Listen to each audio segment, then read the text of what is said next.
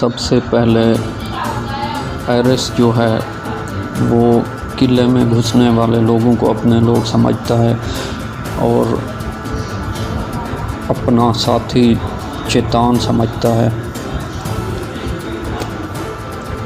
लेकिन वो जब अपने नकाब उतारता है तो वो अर्तुगरुल होता है।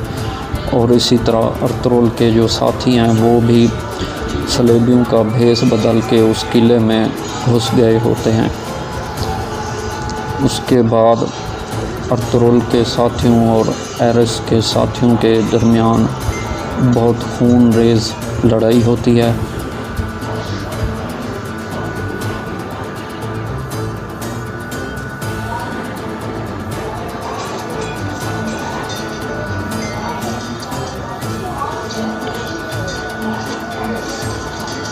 इस लड़ाई में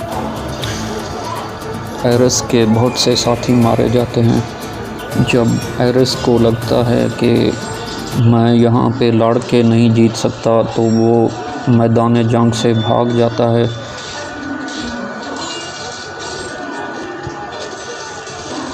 और इस तरह जो है एक खून रेज़ लड़ाई के बाद अर्तुगरुल काराजेसार का किला फतह कर लेता है। एरिस अपनी जान बचाने के लिए किले के अंदर राहदारियों में भाग जाता है। अर्तुगरुल उसको ढूंढने के लिए उसके पीछे किले की राहदारी में भागता है। यहाँ पे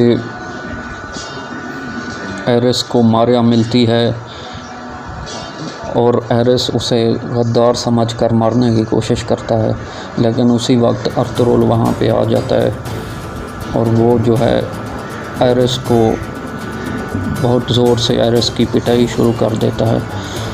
इस तरह एरिस के तमाम साथी या तो मर जाते हैं या ज़ख्मी हो जाते हैं और किले पर अर्तुगरुल का कब्ज़ा हो जाता है। दूसरी तरफ बमसी जो है वो उस किले में मौजूद कैदियों के जेलों के दरवाज़े खोल देता है और उनको आज़ाद कर देता है। वो सब बमसी का बहुत शुक्रिया अदा करते हैं। बस जो अर्तुगरुल से छुप के लाशों के बीच आ गया होता है अपने साथियों की, वो भागने का प्लान बनाता है और उसके लिए वो ये सोचता है कि मैं ज़िंदा हो के तो यहाँ से नहीं भाग सकता, लेकिन मुर्दा हो के भाग सकता हूँ। तो वो क्या करता है कि अपने एक साथी के कपड़े उतार के और अपने कपड़े उतार के चेंज करता है और अपने साथी के कपड़े पहन के मुर्दों के दरमियान लेट जाता है। अर्तुगरुल को उसके साथी बताते हैं कि एरिस भाग गया है और हमारे हाथ नहीं आया। उसके बाद अर्तुगरुल जो एरिस के ज़ख्मी सिपाही होते हैं उनके लिए हुक्म देता है कि इनको ज़िंदान में डाल दो। उसके बाद अर्तुगरुल उस किले पर अपने परचम लहराता है और अज़ान दे के अपनी फतह का ऐलान करता है।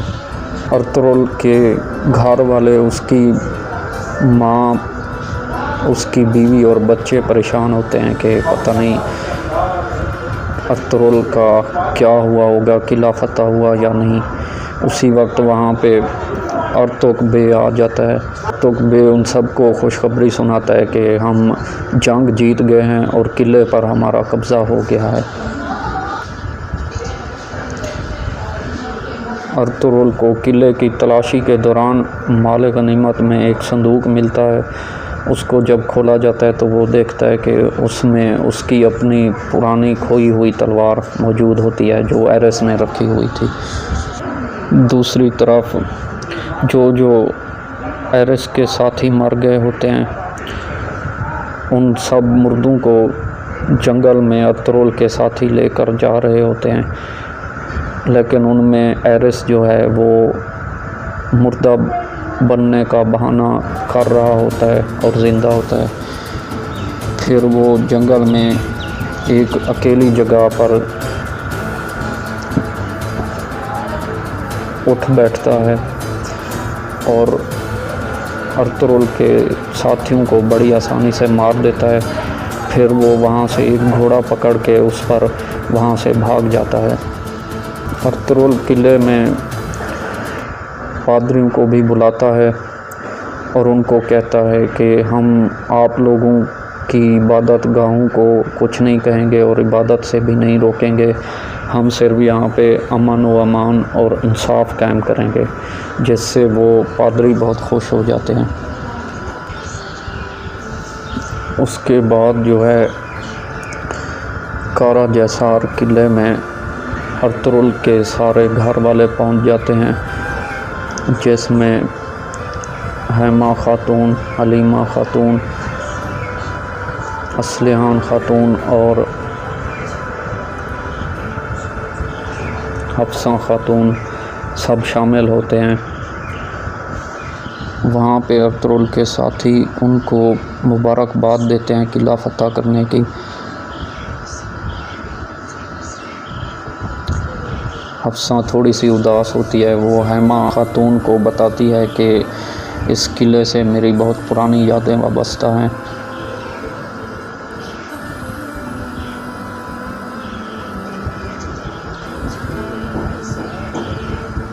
उसके बाद अर्तुगरुल जो है बादशाह के नाम अर्तुक बे के हाथों ख़त लिखवाता है। जब गुंदूज़ को पकड़कर उस कारा जैसार किले में लाया जाता है तो मारिया उसकी काफ़ी मदद करती है, जिसकी वजह से अर्तुगरुल और उसके घर वाले उसका मारिया का शुक्रिया अदा करते हैं। और अर्तुगरुल उसे पेशकश करता है कि उसकी कोई रहने की जगह नहीं, अगर वो चाहे तो अर्तुगरुल के कबीले में रह सकती है।